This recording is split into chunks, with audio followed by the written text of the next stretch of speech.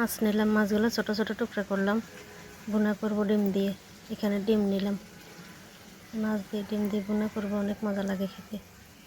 এখানে সিম আলু কেটে নিলাম, এখানে শুটকি নিলাম, এখানে ছোট ছোট টমেটো নিলাম, টক টমেটো, সাথে একটা বড় টমেটো নিলাম।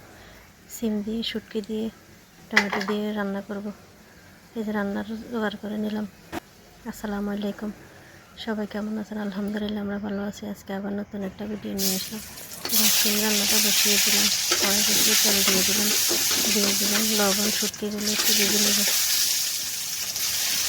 শুটকি ভাজা হয়ে গেছে, এখন এক এক করে মশলাগুলো দিয়ে দিলাম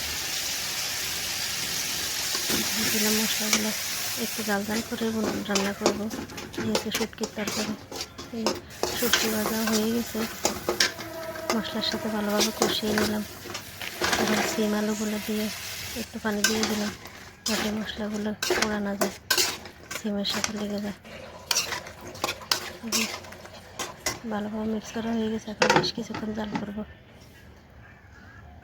এখন মাছ রান্নাটা বসিয়ে দিব।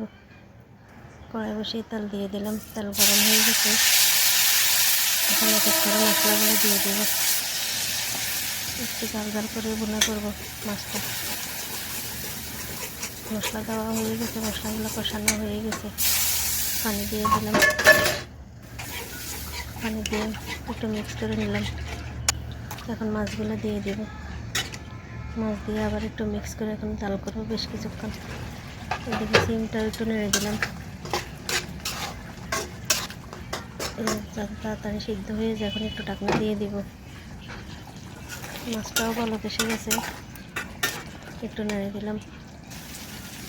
মাছটা কষানো হয়ে গেছে, এখন পানি দিয়ে দেবো বেশ খানিকটা। পানি দিয়ে একটু মিক্স করে নিলাম। সিম রান্নাটা হয়ে আসছে, দিয়ে দিলাম টমেটো দিয়ে একটু মিক্স করে পানি দিয়ে দিলাম।